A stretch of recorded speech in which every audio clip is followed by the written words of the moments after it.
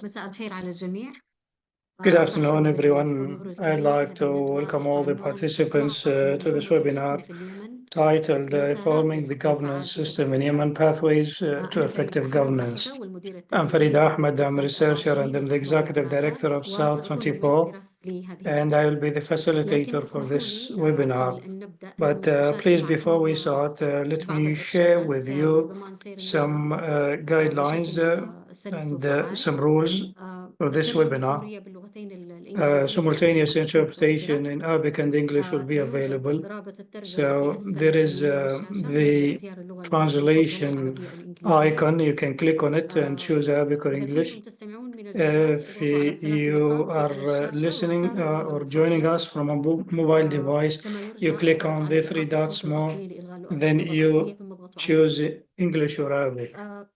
And you may need to mute the original audio. So I'll give you a background about the topic of this webinar, and I will start with a very concise introduction. As we know, 2.5 years after the formation of the PLC did not manage to address the failures that characterized the Hadi regime. Furthermore, the PLC created new challenges, and the PLC is facing some internal divisions. The members of the PLC do have contrasting agendas based on their own views for the future of the country, and this impedes the ability of the PLC to act in a united fashion, and the public services in the country have collapsed, leading to the exacerbation of the suffering of the people and to the discussion about the state institutions reform. And the PLC failed to address the economic crisis and the inflation, the hyperinflation in the country, which made the essentials very difficult to be purchased by the average people. At the military front, the PLC did not make any advancements against the Houthis and did not prevent their attacks on international shipping in the Red Sea. And this long list of failures highlights the need to address the failures of the PLC and to conduct reforms in it. The existence of a more comprehensive leadership structure is a priority for all Yemenis and for all regional stakeholders, because it is the cornerstone to address the ongoing challenges in Yemen. And therefore, we have to strengthen the efforts and to provide the space to reform the governance system for the internationally recognized government represented by the PLC, and to enhance its effectiveness to address the complex challenges. This webinar is a joint one between South 24 and Sana'a Center for Strategic Studies. And I would like to thank the panelists for accepting to participate with us. We appreciate their time. So we will start with the first question for all the panelists regarding the questions or the ideas they can present regarding how the governance system can be reformed. Each of them will have 5 minutes to speak, and then I'll have further questions, and we will allow the audience to ask questions as well. But before we start, I'll give a very quick introduction for the speakers. We have Maysaa Shuja. She is a senior researcher at the Sana'a Center for Strategic Studies. She published writings and political analyses in many Arab and foreign media outlets. Maysaa has a master's degree in Islamic studies from the American University in Cairo, and her analyses and studies focus primarily on the Zaidi extremism and Houthis in Yemen. Maysaa, 2 years after the formation, more than 2 years after the formation of the PLC, what are the key failures that we can identify versus the expectations that were there when the PLC was established? First of all, thank you very much, Farida, and I'd like to thank all the panelists and the audience. I'm very delighted for this cooperation with South 24 regarding the PLC. It's obvious that there is a consensus that the PLC has failed. So it's not a matter of discussion. and this made the Yemeni state dysfunctional, and the interests of the people have been hindered as well. And therefore, the reform of the PLC is something urgent. And I think the reform can start from addressing the mistakes that happened with its formation. I think the sharing of power is a formula that many may agree to as something that is appropriate for the time that we are in. So, because it's a war, it's a conflict, and it requires all factions and different parties to be part of the government apparatus. But this formula should not impair the decision-making processes and the ability of the government to function. But this did not happen. First of all, I believe that the first mistake that happened is that this council was a product of consultations that happened in Riyadh, and there was a flagrant regional intervention in this process, and the Yemeni presence was just symbolic in the process, and therefore the council was supposed to be the outcome of a Yemeni consultations to analyze the governance formula. So this is a key issue that I believe that has to be addressed. So if we want to reform this process, we have to manage discussions between the Yemenis inside Yemen. And number two, any power sharing in it, there should be a clear reference for it. So this reference should be in order to resolve the conflicts and to streamline the decision-making process. Because what happened is that this assignment was delegated to a legal committee that did not agree. And this is something that has to happen before the formation of the council itself. And this matter should not disregard the de facto or the status quo, as we have different military factions on the ground. And the Yemeni state, the shape of the Yemeni state as a unified state, or maybe more than one state, it is still a matter of debate. And this affects the ability of the government to function from the interim capital Aden. Therefore, there are a number of considerations that had to be taken into account if we wish to reform the PLC. So regarding the future, when we discuss the future, I will raise the points regarding how this can be done. There should be also clear roles and responsibilities for the government and for the PLC. It is illogical that the Prime Minister functions are overlapping with the PLC and its president. And this is problematic, and this led to the paralysis of the government, and therefore there should be clear separation in the roles and responsibilities. And all this requires a kind of redrafting process, because what is happening now is that the areas that are outside the control of the Houthis are dysfunctional, and these areas could not seize the regional and international opportunities in order to have gains their side. And therefore, it is high time now to reconsider this PLC, its formation, and its modus operandi.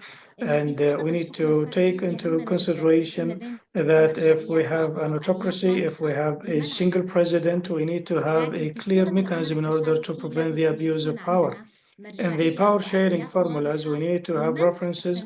We need to have clear mechanisms in order to prevent the conflict within the system. And this is something that has to be addressed as we talk about the PLC. Thank you. Maysaa, well, the PLC members, the number is not important.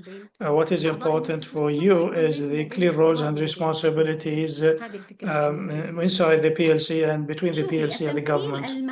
Well, the representation or the roles and responsibilities, the larger number of members, the more difficult it becomes to deal with them. But if we have clear mechanisms, this and procedures, this will be resolved. The problem that I see is that there's a lack of a reference in order for them to act upon. What is important is the inclusive representation, meaning that it is about the representation of the factions and the parties that are on the ground.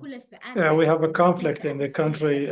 Representation does not mean we represent everyone, including the minorities. We mean that we need to have a representation for the big parties that are present on the ground, because they will not accept to be sidelined.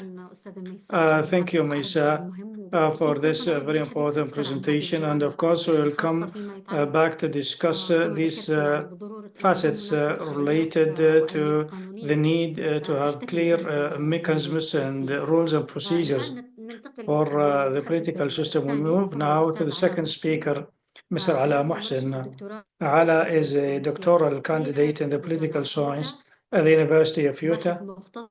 He is a researcher specializing in Middle Eastern affairs, and his work focuses primarily on Yemen and the Gulf states. His primary research interests include topics such as contentious politics, social movements, rebel groups, and civil wars, in addition to international development. Currently, Alaa works as a researcher at South 24 Center, and his work focuses on issues related to conflict, peace, and security in the Arabian Peninsula. Alaa, the same question is posed to you. What could be the vision for the reforms of the changes in the PLC? Good afternoon. First of all, I'd like to thank South 24 and Sana'a Center for hosting this webinar. That is very important for all Yemenis in the north and in the south, because it's about their livelihoods. It touches their livelihoods. It touches also the issues of war and peace. Well, in fact, my vision for reforms starts with the perspective that the middle ground is the best, and the simplest thing is the best. What I mean here is that rather, well, all of us are in agreement now that we need to reform the PLC because the challenges and the issues are not a secret, are known to everyone. But how the reforms can be done? My approach focuses on reducing the size of the PLC, because as we know it, the Council of the Eight, the Council of the Eight, any organization that has 8 heads cannot have smooth decision making. And this is something that is well known, because in the politics and in the state business, the decisions have to be vertical, not horizontal. There should be a hierarchy. In addition to that, these 8 members, as Maysaa indicated, there are conflicting powers and roles and responsibilities, and even the 8 members themselves, they are not at the same level of, they are not equal. For example, General Idris Zubaydi is not equal with Sheikh Uthman Mujalli, and the same Dr. Al-Alimi, Abdullah Al-Alimi, is not at equal footing with Tariq Saleh, and so on. And these are issues that are there within the structure of the PLC.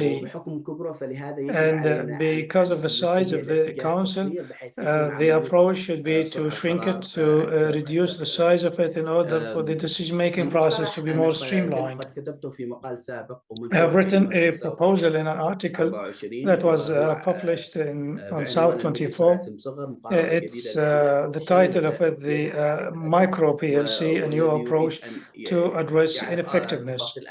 And if you want to read more details, you can go to that article.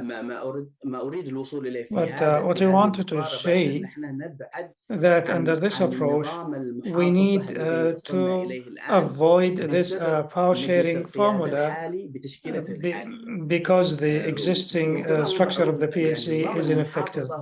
And as we know, this power sharing could be beneficial to the political parties, but it is not beneficial to the people. Why? Because it is difficult to produce decisions that serve the interests of the vast majority of the people. Another problem with the PLC is that the existing one is that it does not reflect the political facts on the ground. For example, the liberated areas, the south is 99% liberated, and in the north, the Houthis are controlling 80% of the north. And therefore, the priorities in the different parts are different. In the south, for example, the priorities are for stability, but in the north, the priorities are about supporting the liberation efforts. And therefore, we have to make this PLC smaller and to have 2 deputies instead of 7, 1 president for the PLC and 2 deputies. And the existing president, the incumbent president of the PLC, does not have an advantage regarding decision making, something different from other members. And therefore, there should be a discussion about that because the decision-making process should be in the core of these reforms. One of the justifications for this PLC are that in the Yemeni conflict, it's a binary conflict. Since 2017, for example, when the struggle between the STC and the Yemeni government erupted, we have two parties mainly. But then when we came to the PLC, we have 8 parties. We can talk about the political representation. It's important, yes. But under these circumstances, I believe that it's a luxury and it does not serve the effective decision making and the political effectiveness. And therefore, if we move to a smaller council with more streamlined decisions and decision-making process with kind of accountability and hierarchy, I think this will be more effective. I'm interrupting you here and asking you how many members you are proposing. I'm proposing 2 deputies and 1 president, 1 from the north and one from the south in terms of the deputies. And this will ensure that the Yemeni state can continue.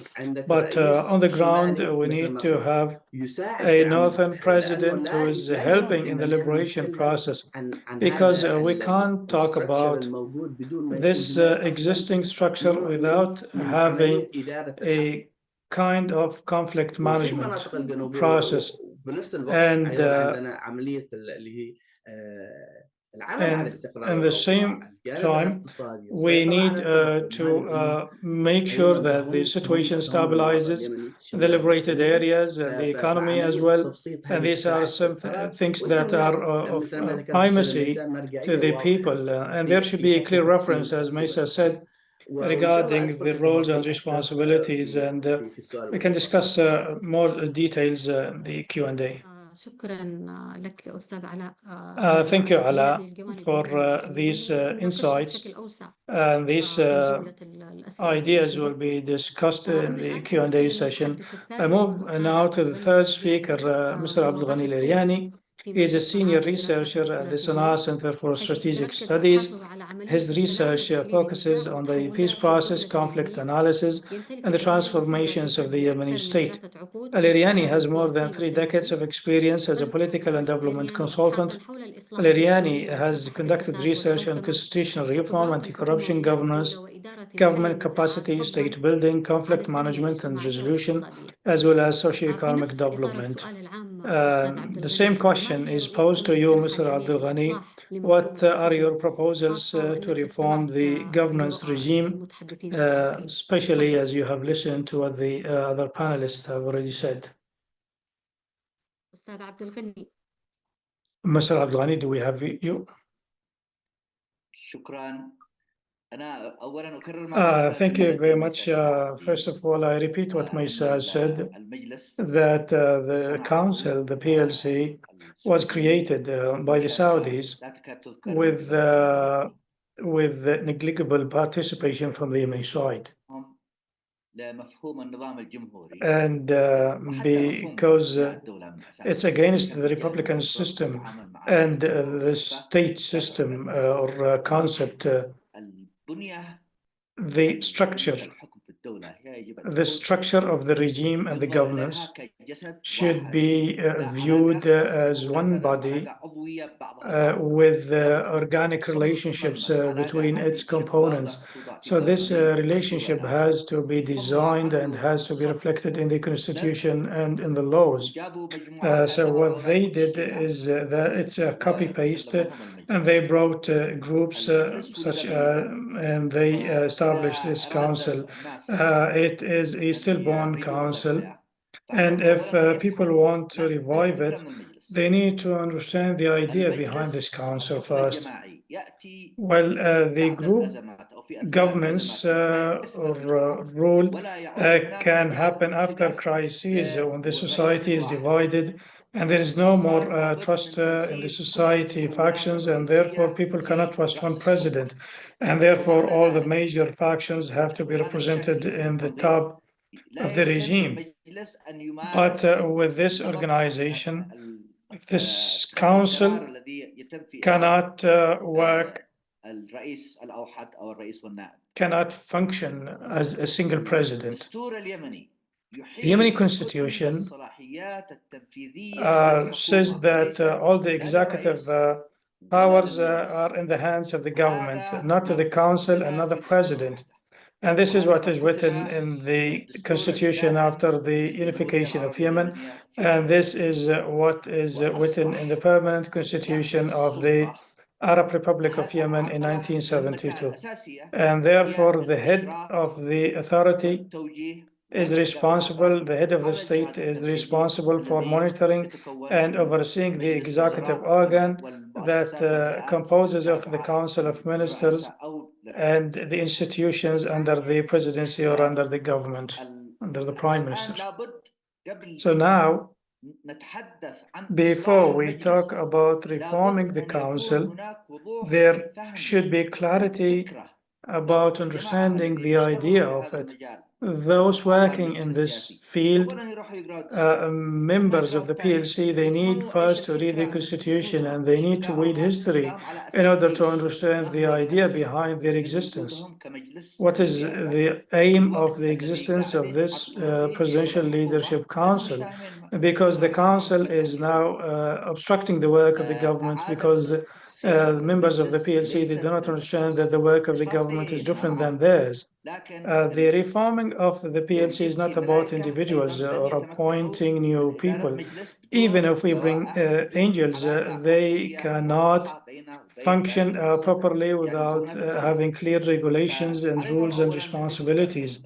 And therefore, they need first to redraft the regulations of the council.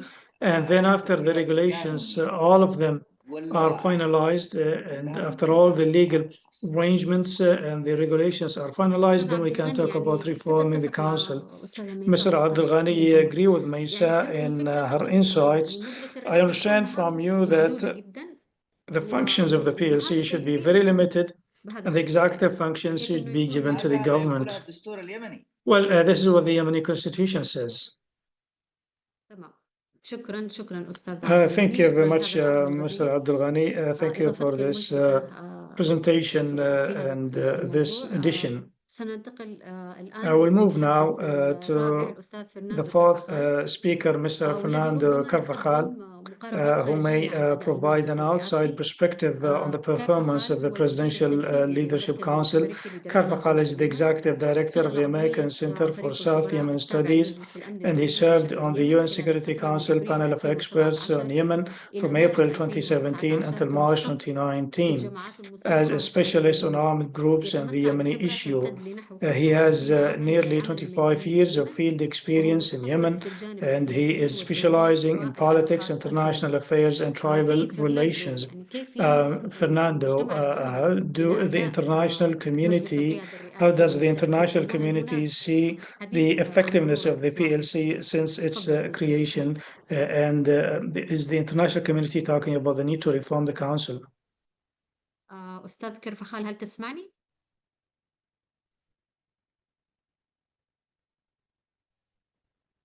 You may proceed, Fernando. أستاذ كرفخال؟ We can't hear you. You are on mute. لا أعرف إذا كان موجود. Your microphone is not your أوكي. microphone is not working. تفضل سيد كرفخال، هل سمعت السؤال؟ Mr. Carvajal, did you hear the question? He's on mute. We can't hear ممكن you. تفتح الصوت؟ Can you hear me? Yeah, we can hear you now. Good. Oh, we'll try it. We'll try it this way. Thank you. Thank you, Farida. Thank you, and apologies for the sound issues. Thank you very much to Sana Center and to South 24 Center for hosting this panel, for inviting me. It's an honor to share the space with such Yemeni personalities. It's really appreciate the opportunity. This is definitely an issue that we're dealing with today here regarding the PLC that has been discussed now for over a year, not simply when it was created in 2022. One of the issues that I wanted to recap, I mean, the speakers before have made excellent points on the need for reform.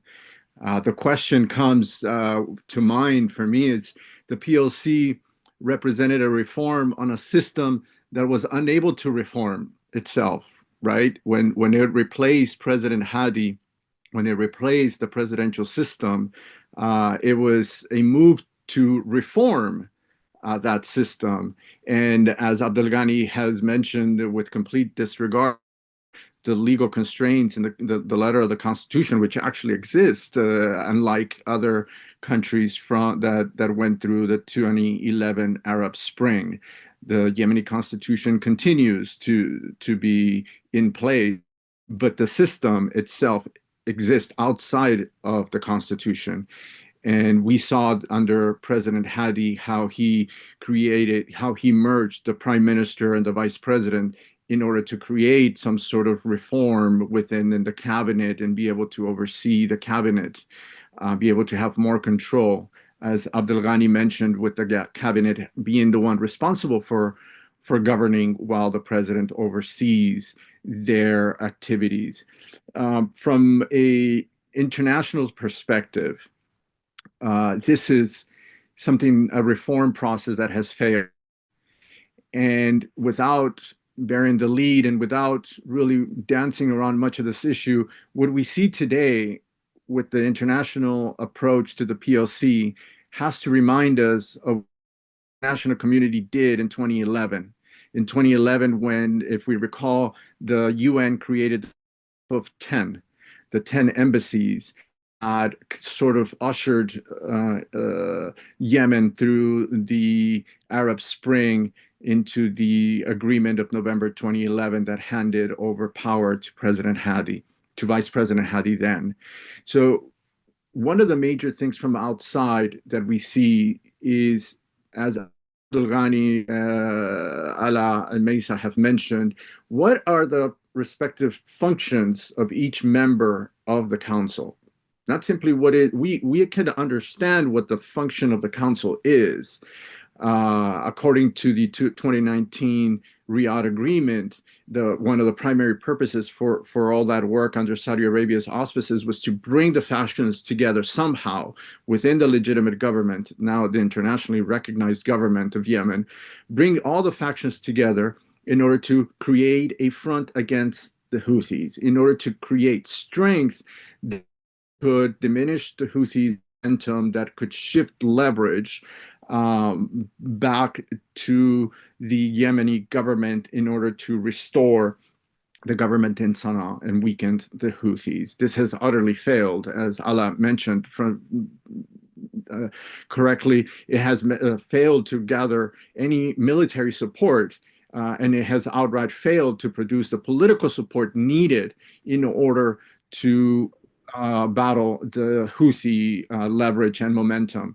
Today, what we see in Sana'a being done by the Houthis, not just the last year of the attacks in the Red Sea, but what we've seen since June 2024 in the direct abuse of power directed at international organizations and the UN, it plainly puts the in a different center, and it shows the weakness of the PLC because it has failed to gather any international support to pressure the Houthis in order to simply gain the release of these individuals, of these workers. We've seen the deteriorating of international support toward Yemen since 2022, when the UN has failed to raise more than 30% of the money needed for humanitarian assistance in Yemen. So every year since 2022, it has failed to raise any money because international community cannot commit to any funds, any money to Yemen, knowing how the Houthis have captured humanitarian assistance, have stolen finance funds from international organizations, and now are literally extorting the UN and NGOs since June 2024. How the shuttle diplomacy, whether it's from the UN envoy, from the US envoy, or from all the embassies, from the EU embassies and the US embassy, really create a problem that prevents reform. Because just as in 2011, every meeting with a PLC member empowers that faction. In 2011, that's how it worked. When an embassy, the US ambassador, the EU ambassador met with Islah, it empowered Islah vis-a-vis the other members, the other political parties, the GPC, the Socialist Party, etc., the JMP, the Mushtarak.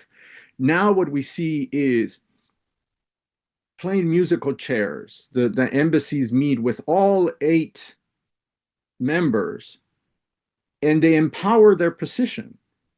And so this creates a momentum where every faction plays the others against each other through these meetings with embassies and the UN. They ask for something that it's sort of like they're negotiating their own position and their own influence with the international community, and this completely prevents any consensus. Now, back to the structure that Alaa and Ms. Maysaa have mentioned. Back in 2011, there were proposals of creating a council with a rotating presidency. The size was to be small, and the rotating presidency every 6 months or every year. Even this would fail in today's environment, because in order to have any of this type of reform be successful at any level, all the members have to be from the same party. In 1962 and in 1967, 1962 in North Yemen and 1967 in the South, it worked. The original government was based on a council, and it worked because they were all from the same party. They were all the revolutionaries, whether they were all from the military in the North or all from the what would become the Socialist Party in the South. Today, we can't have that.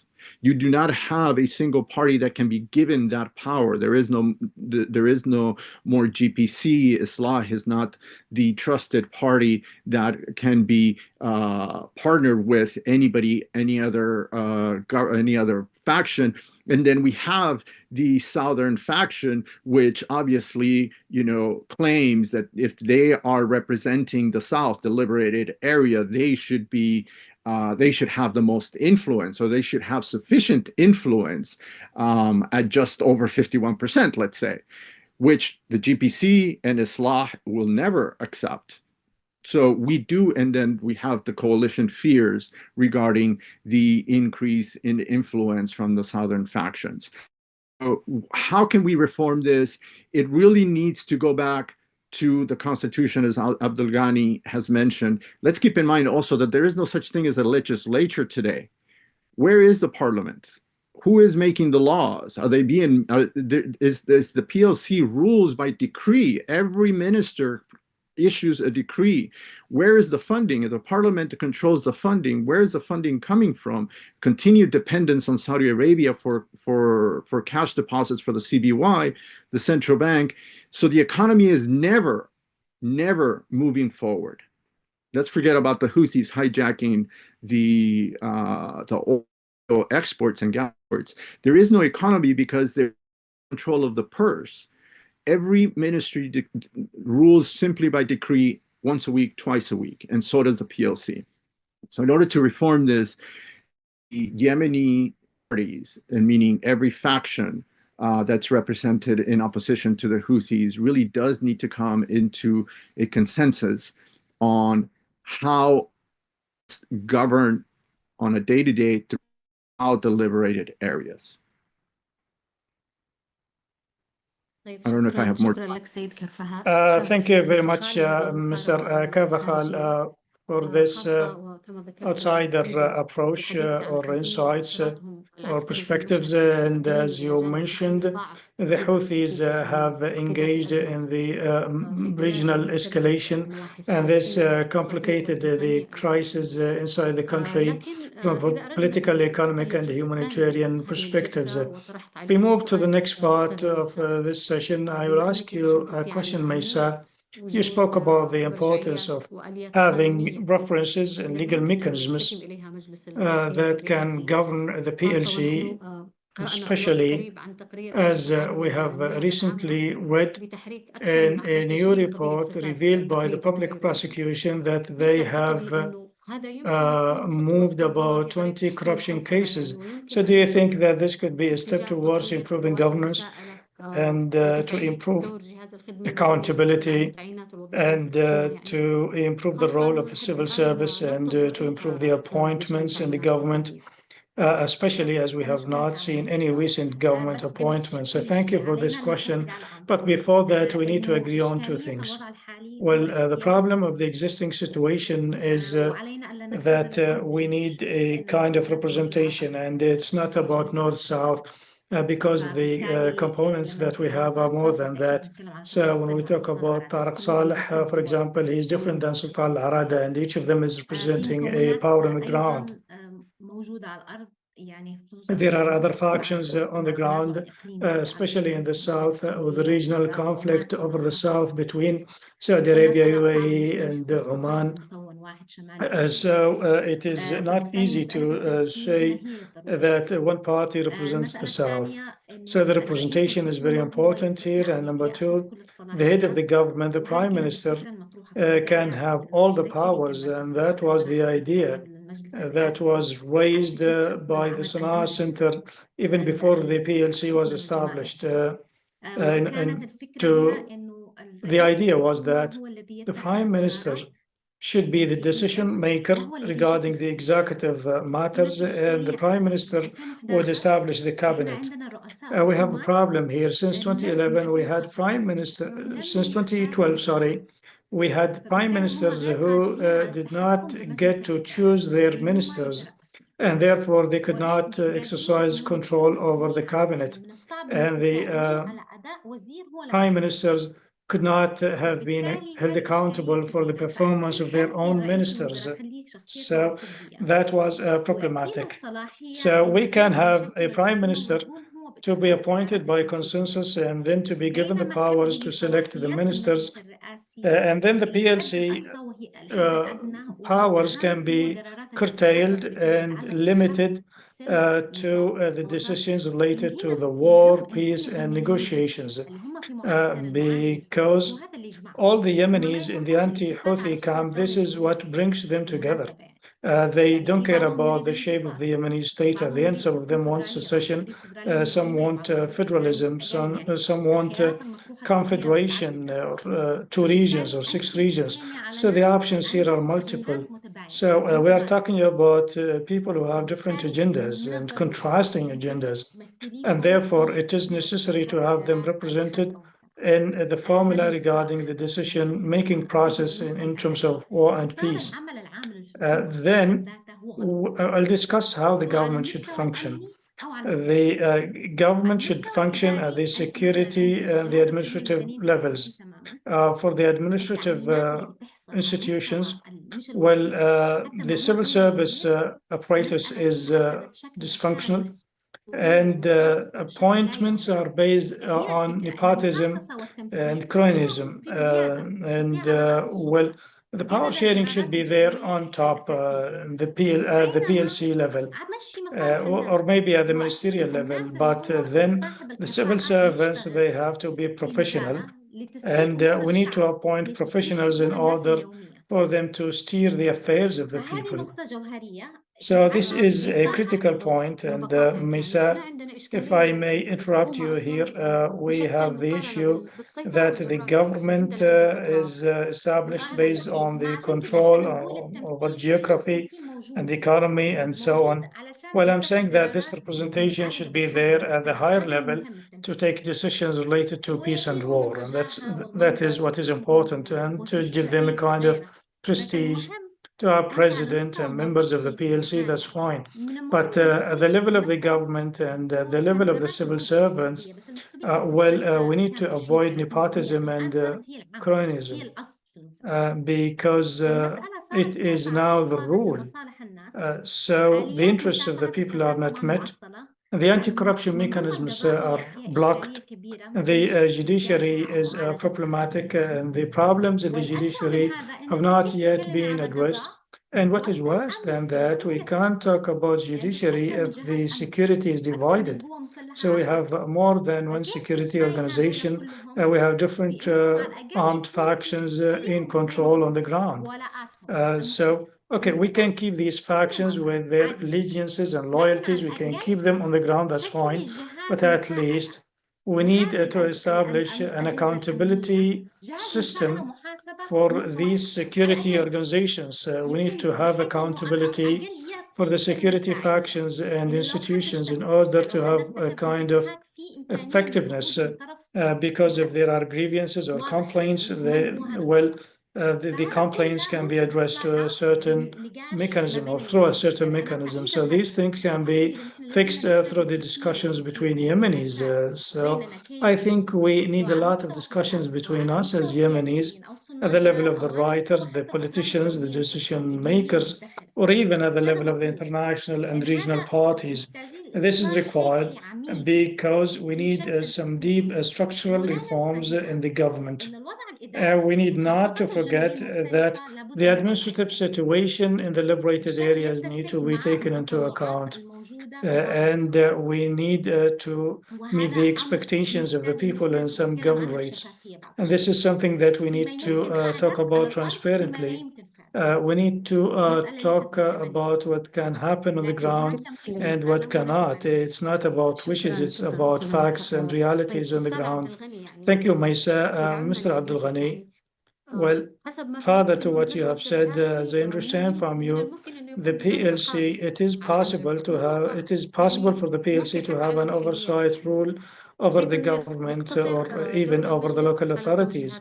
So the PLC functions should be limited to the state policies and the general policies of the state, while the administrative and the executive decisions need to be taken at lower levels. At the government level, it's almost a decentralized approach. But how can this equation be realized with all these differences that we have between the North and the South and between different PLC members? Well, we in the National Dialogue Conference, the NDC, we understood after 60 years of the attempts to build a central state, we realized that a centralized state does not fit Yemen. So in these 60 years, we had three centralized states, one in the north, one in the south, and the unity state. And they all failed because the central approach in governance is something that is eccentric, that is quite strange to the Yemeni situation. So we have had a state in Yemen for about 3,000 years, and our states were decentralized to a large extent. And we had some centralized states that did not live. We in the NDC, we realized that having a central state in Yemen that is rent-based state will produce autocracy and despotism, and this will lead to the collapse of the state. And this happened in 2011. So in the NDC, we adopted decentralization to the maximum. And after this conflict, after these divisions that we have inside the Yemeni body, the decentralization proposed in the NDC has become insufficient. So the only way to protect the Yemeni state and to preserve it, the Yemeni state, we have to shift the powers and to delegate the powers to the level that is closer to the people.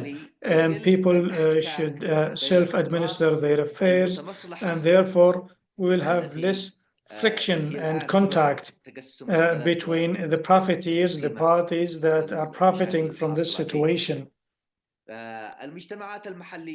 So the local communities and the local entities are more capable of combating corruption because those who practice power at the local level are the neighbors and are the family members of the local communities, and they are accessible by the local communities. Number two, these armed groups will not allow a centralized state to function, and not even a federal state will be allowed because these groups, they want to exercise control over the swathes of land they control, and they will not hand over this control maybe in the 20 or 30 years ahead. So we have to recognize that, and we have to work to try to preserve the state and to regain stability in Yemen. These armed groups will not allow the government to exercise its powers, and they will try to exercise their powers within the areas they control. Okay, Abdulghani, if I interrupt you, you're talking here about the local councils maybe and the local authorities, but do you think that the local authorities, can we trust the representation in these local councils at the present time?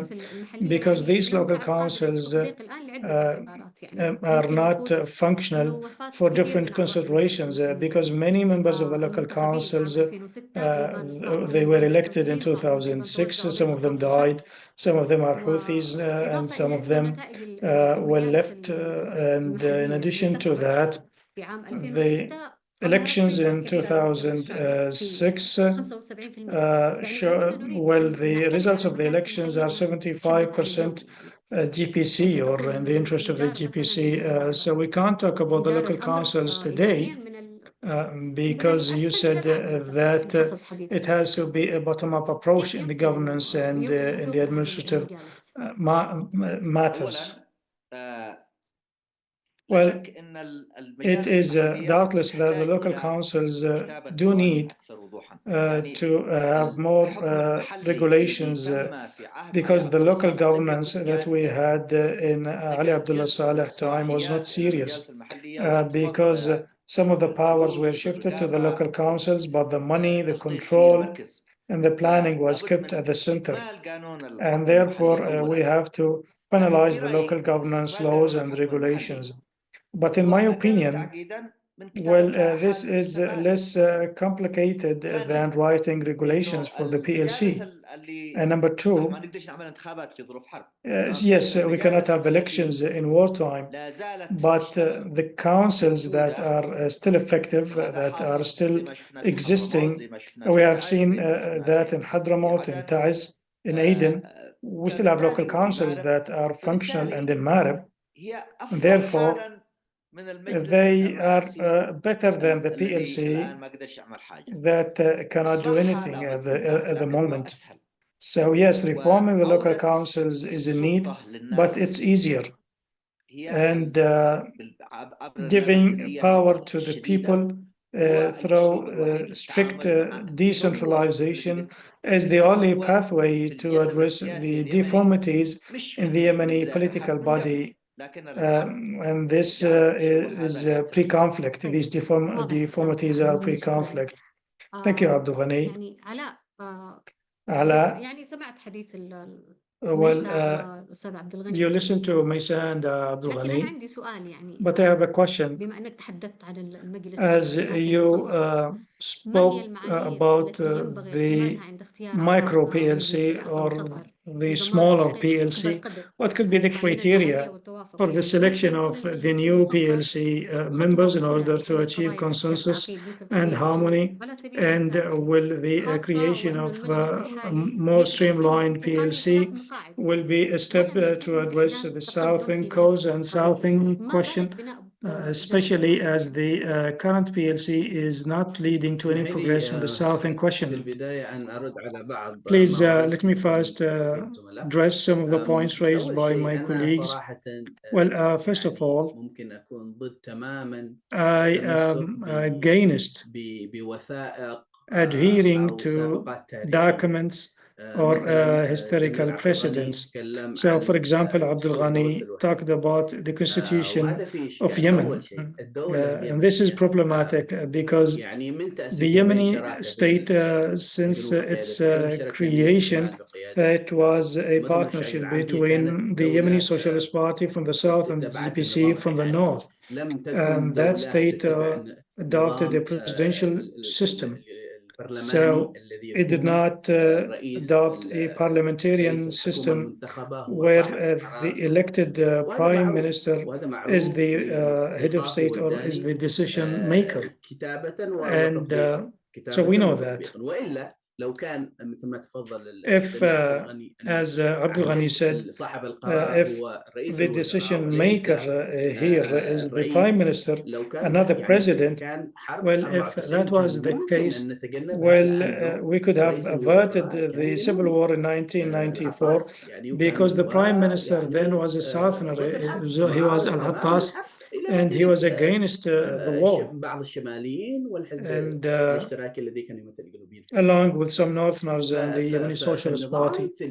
So the regime in Yemen or the system is a presidential one that is strictly centralized, but it is presidential.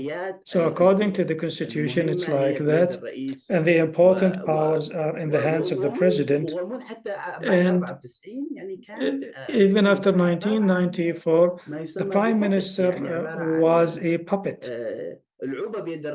So it was a puppet in the hands of the president, and the prime minister cannot take any important decisions.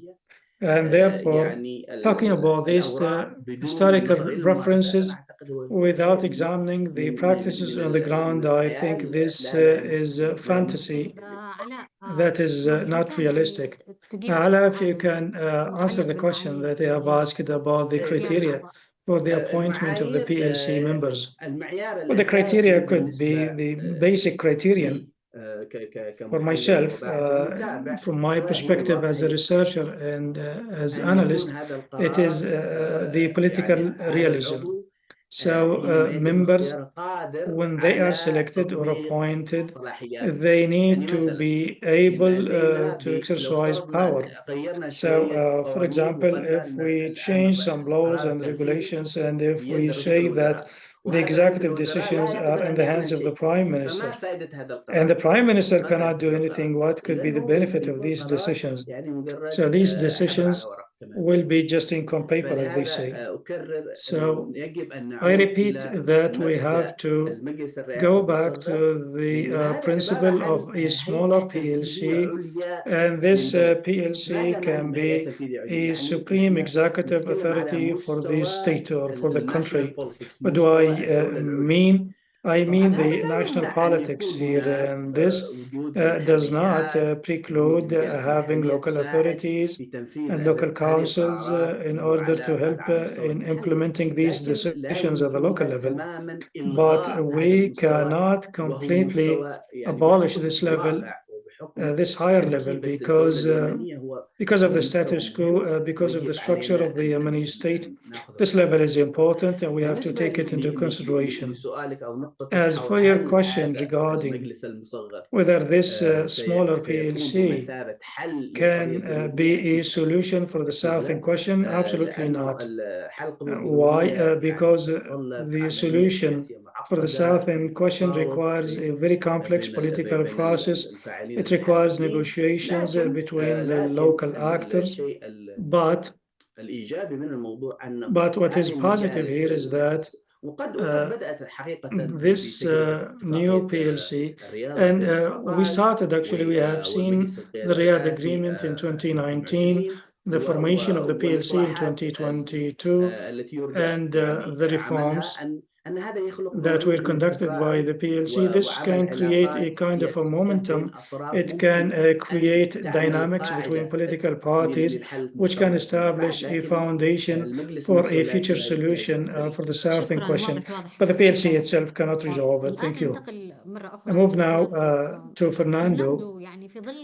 Fernando, as we are seeing escalations in the Red Sea, and as the Houthis are designated now as an FTO, what is the envisaged role of the international actors to support the work of the PLC?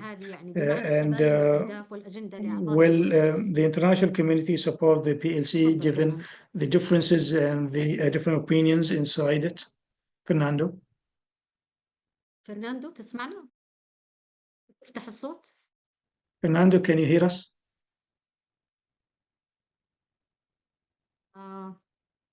فرناندو. أعتقد أنه خرج من الويبنار. I think Fernando has left. أوكي. طيب ممكن عاد الآن. He's back. Fernando is back. سيد فرناندو سمعت السؤال؟ Mr. Fernando, did you hear my question? Yes. Sorry about that. Apologies. Okay, it's fine.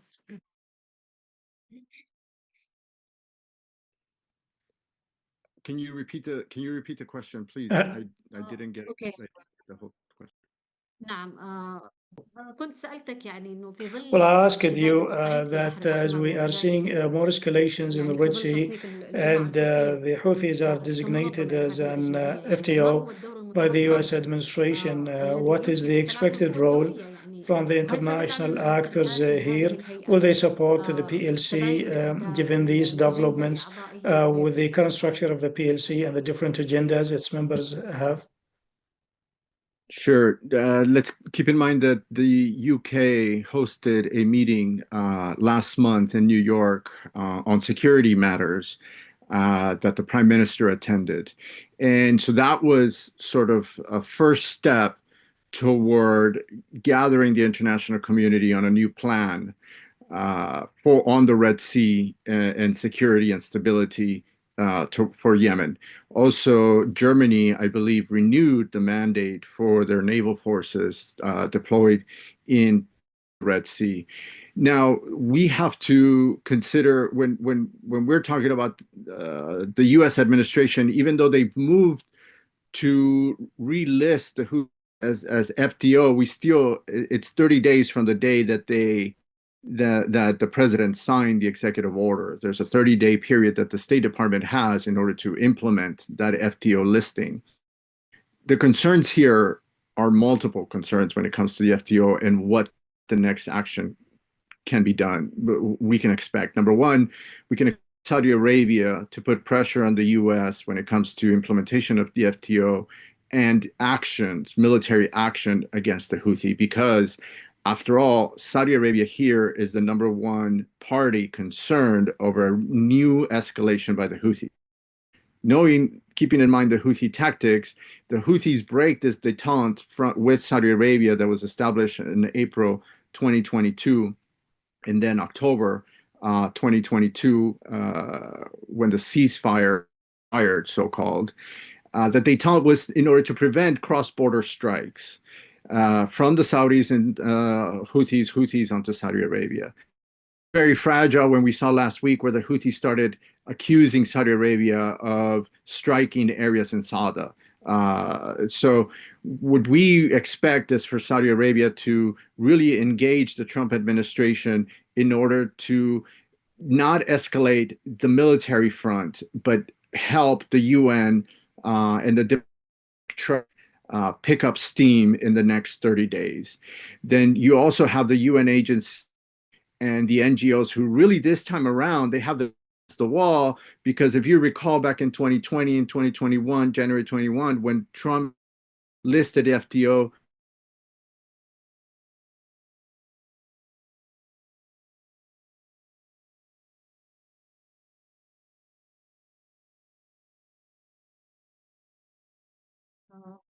يبدو إنه الصوت فصل عنده. Well, it seems that we have lost Fernando. We can't hear you, Fernando. So I'll come back to you, Fernando, if your line improves. إضافة لما ذكر يعني I go back to you, Maysaa. الأستاذ عبدالغني ربما والأستاذ علاء. Based on what you said, as well as Abdulghani and Alaa, well, the core crisis is in the lack of the regulations that organize the work of the PLC and the clear relationship between the PLC and the coalition because of the different political projects that we see and because of the limited options the PLC president members have. So who will enact these regulations and who will write them? That's number one. Number two, do you think that putting the hot issues on the table of discussion can bridge the gap between the PLC members instead of stalling and postponing these issues in order to discuss the southern question, for example, and the resources of Marib, Tihama? Do you think that discussing these issues will help in addressing the differences inside the PLC? Well, this question is very important. Dialogue is the solution always for anything, and I think that the actors on the ground are known. We know them, and in the north we have Al-Arada, we have Tariq Saleh, for example, and we're talking about the military forces, and we're not talking about the regional identities. You have Bazar'a, you have Aydrus al-Zabidi, so you have some important military factions that need to be represented, and we have also social and partisan components that need to be represented, and we have all these on the ground. So what can be done is that we can have dialogues at two levels. Number one, for example, a dialogue at a lower level with a broad base of actors on the ground, not like the NDC, but something that can be focused and concentrated, and that can discuss a number of issues, including, for example, the references, the decision-making mechanisms, and the conflict resolution mechanisms, the shape of the government, and the shape of the local governance in governorates, because I think this is a critical point. Especially the situation in Aden needs to be discussed because Aden now is the center of governance, and therefore it's normal for it to become the center of conflict. So how the city can be managed in order to avert any potential political conflicts between the parties. So the issue of the local governance, I think, is very important, and how we organize the divided military and security factions in a way that does not impair their allegiances, because the final situation in Yemen is not yet decided, as the conflict with the Houthis is still ongoing. So we need not to impair their allegiances, but we need to make these factions accountable before the state separately from their leaders. So this can be discussed broadly, but the decision-making process needs to be discussed within a limited circle of key actors on the ground. Our problem is the regional influence that will happen, and that will block and obstruct everything. Well, that's my question, Maysaa, is our problem is from the outside. This dialogue may not happen because of the foreign interferences, especially as many of the regional and international actors, they flip and they change their minds constantly. So how these Yemeni decisions can be taken, and how can they be supported by the regional and international actors? Well, when the PLC was established in the past in 2022, Saudi Arabia was in a rush because they wanted to have a settlement and to end the conflict in Yemen. That was their priority. And their perspective was that if this council is established and if Hadi is removed, because Hadi was the legitimate president and it was the pretext for the conflict, so they have established the PLC for this purpose. And now there is an agreement between all the parties, the regional and international parties. They agreed that Yemen needs an anti-Houthi camp that is coherent to a large extent. And there is a consensus about that. And so we can take advantage of this consensus. Even the conflicts that existed or the tensions between Saudi Arabia and UAE have subsided. And I think we can invest this opportunity because we are talking here about governance issues that will not affect the regional actors. The regional actors would be more interested on the bigger issues, but issues related to administering the state organizations inside the liberated areas. I think the local actors will not oppose that. I don't know if we have Fernando back. Are you back, Fernando? Can we continue with you? Yes, Sister. Yes, okay. Yes, طيب thank you. كنا نتحدث يعني إنه well, الدور اللي ممكن تلعبه we were talking about the role that can be played by international actors or powers. But I'll ask you a question from the military perspective. The current situation, does it allow international powers to invest their defense resources in cooperating with the PLC, with the divisions inside the PLC? That is always the question that Yemenis will ask. Why the European militaries are not more engaged directly with PLC factions, why the US is not providing military assistance, military equipment to the PLC. Let's keep in mind that Operation Prosperity Guardian is purely defensive, and President Trump has promised not to place the U.S. into more conflicts, even though he's running around rattling the saber, striking Al-Shabaab and ISIS also in Syria and Al-Shabaab in Somalia. Again, what impedes more direct assistance, military assistance from the Europeans, from the U.S. to PLC factions is definitely the coalition. The coalition, from their perspective, they cannot afford to have weapons proliferation throughout Yemen with various factions without them being the ones to oversee the distribution of weapons to PLC factions, whether it's Tariq Saleh in the Tehama, the SDC in the south, Islah in Taiz or Marib. So we cannot expect more direct military engagement from the West with the PLC. It has to come through Saudi Arabia. The question that we should ask is regarding the Red Sea operations.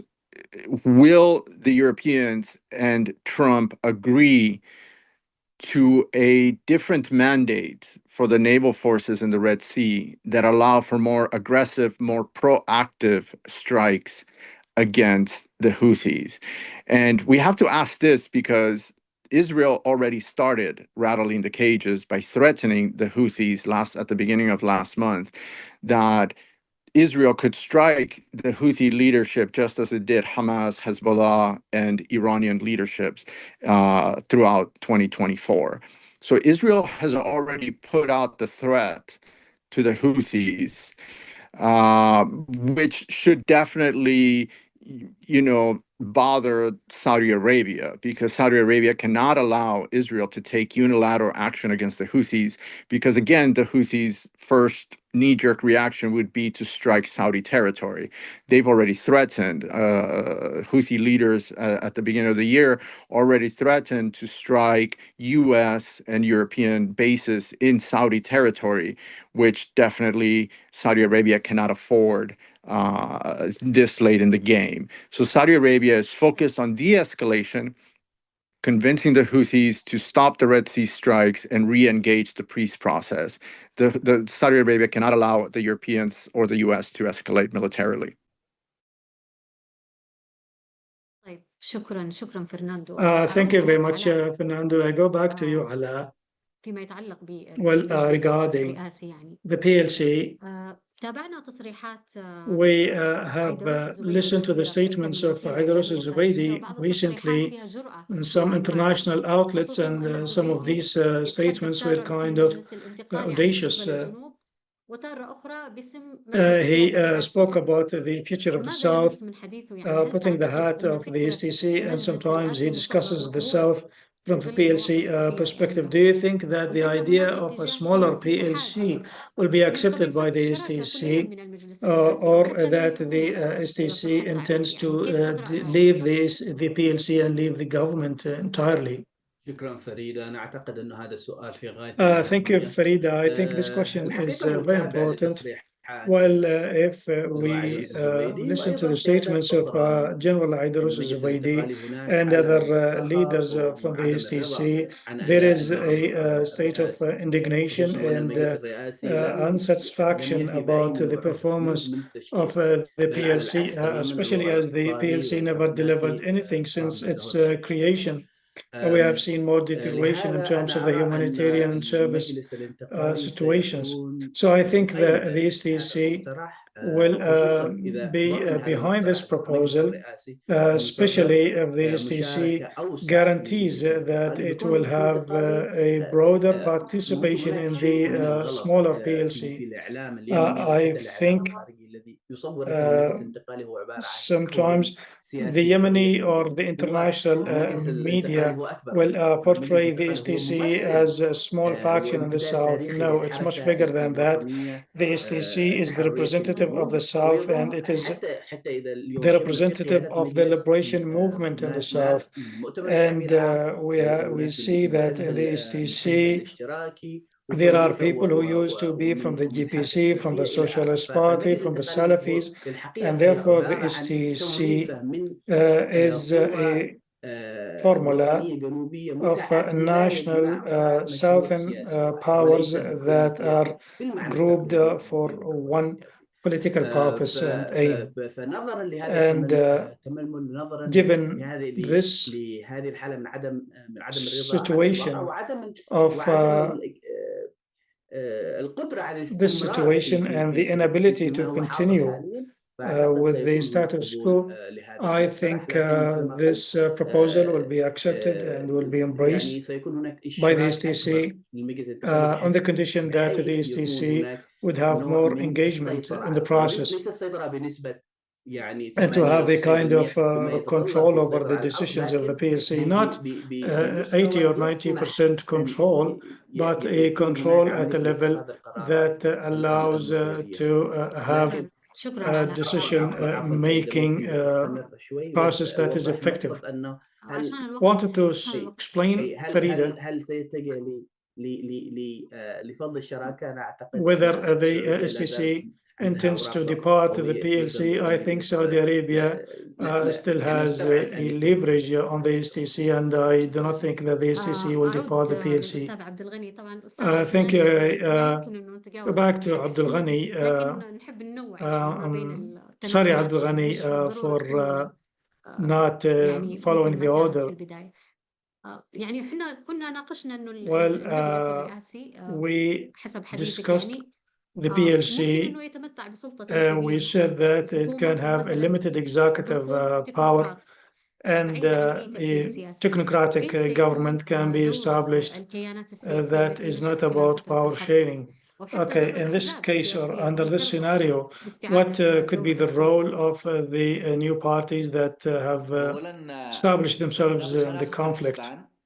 Well, we need to take into consideration that we have tried this system before, and I apologize to Mr. Alaa Mohsen for my obsession about the written things such as constitutions, laws, and regulations.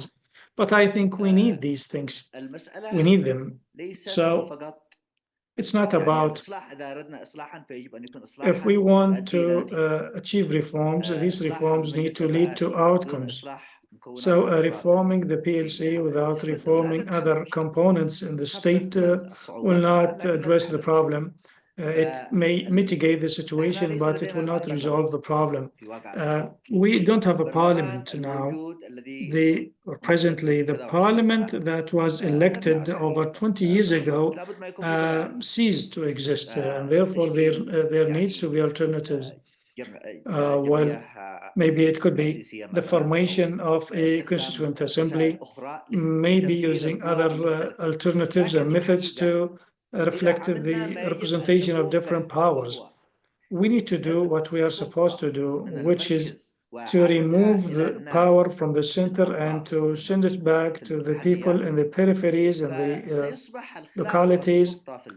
I think in this case, the struggle over power at the center will be limited, and the groups that have emerged and that are not represented in the parliament and in the government, they can be represented in the local governments that can be where state functions are exercised. Okay, Mr. Abdulghani, what could be the legal and the financial tools in order to ensure the autonomy of the local governments? Well,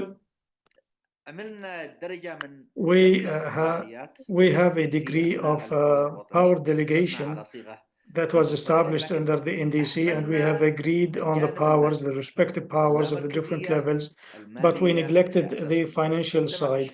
Financial decentralization is the foundation of everything. If there is no money, the powers that are transferred to the localities are useless. And for this, we need regulations and legislations, and we need a mechanism to make sure that the budgets are delivered to the localities so the local councils can exercise the powers that are shifted to them.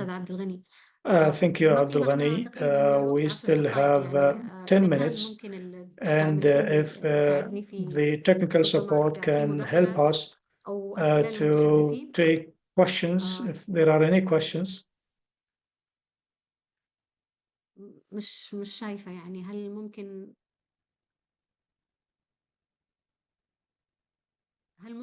تفتح الصوت يا لبنى أحمد مداخلة. We have Lubna Ahmed intervention from Lubna Ahmed. Lubna Ahmed, you have the floor. أستاذة لبنى. السلام عليكم. أيوة السلام عليكم. تمام أوكي. أيوة السلام عليكم. نسمعك أيوة. Yeah, please proceed. أولاً عندي استفسار. I have a question. ليش كلما زاد عندنا Why كلما زاد عدد whenever we have more presidents in Yemen, ما أصبحش عندهم أي قرار. well, they lack the power to make decisions. So it is the more heads that we have, the less effectiveness that we have. We are seeing that the local currency is depreciating, and the transactions in the market are happening in the hard currency, and the salaries are not paid to the people, to the civil servants. The rights of the people are wasted. There's no electricity, there's no water. So why we have all these issues? Yemen is not to be like that, and Aden was not like that during Saleh era. So why now the utilities are destroyed, and why Aden is targeted? The salaries of the people are not paid, and the salaries of the academic staff are less than $100. Thank you, Lubna, for this intervention. I think we have also Mr. Ahmed. Mr. Ahmed.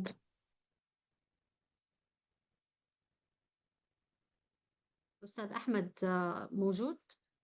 Do we have Mr. Ahmed عليب? طيب إذا كان هناك مداخلة أخرى ممكن. Okay, if we have other questions, we can take them. Well, I can't see the hands raised. وعليكم السلام.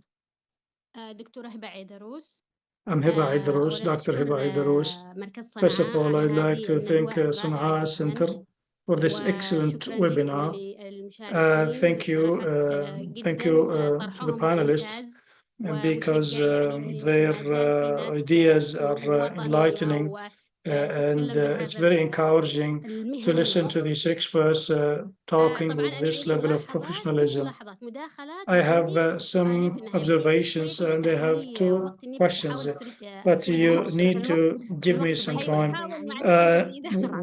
We don't have time here, so if you can be very brief. إحنا لو تكلمنا عن مشاورات Well, اليمنية اجتمع if we talk السيسي about the في Yemeni 3 consultations, ولم يستطيعوا أن politicians يتفقوا met على or convened أي for 3 شيء days سوى and they استمرار did not على agree on السلطة anything. والثروة. They هذا continued يدل with على their أن differences يعني about السياسيين في power and اليمن wealth. فشلوا في تجنيب And this is an مصالحهم evidence ومكاسبهم that أفراد Yemeni الجماعات سواء كانوا politicians مكونات أو أشخاص failed سياسية in لصالح استعادة الدولة giving أو priority واستعادة ثقة to المواطن. restoring the state and restoring the الجانب confidence of the الآخر إن people. اللجنة الوطنية And the العليا other thing, المرافقة للمجلس الرئاسي لم تستطع صياغة the قواعد ولوائح تضبط national, مهام وأعمال المجلس the والصلاحيات. CRC والدليل did أن not حصلت manage to produce ضجة وامتناع regulations تم نشر that هذا الموضوع regulate the work إلى of the الآن PLC. لم And يتم until إقرار now, هذه اللائحة these في المجلس regulations الأعلى are للحكومة إلى أن not تكون approved, مرجعية and للمرحلة therefore الحالية. it is not a reference طبعا نلاحظ anymore. أن في حصل And مثلا لا يجوز we have جمع seen بين that, منصبين. for example, the Constitution says that تخلي البحثني two عن positions المحافظة cannot be والاستمرار combined العدد together. العادة جامع بين Al-Bahsani, for المنصبين. example, وهذا gave القانون up the غير position of مقبول. being the governor of Hadramaut, but Sultan al-Arada continued to be the governor of Marib. And this is unacceptable. Hiba, thank you for your intervention. Can I have two questions, Farida, if you allow me? Number one, who nominates the Prime Minister and how the Prime Minister is selected? And is there an undeclared agreement between the regarding the appointments for those who participated in the NDC? Thank you. Thank you, Hiba. We have an intervention from Bilqis Abu Asbah. حابة تشاركي أستاذة بلقيس؟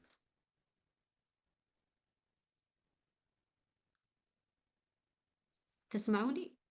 طيب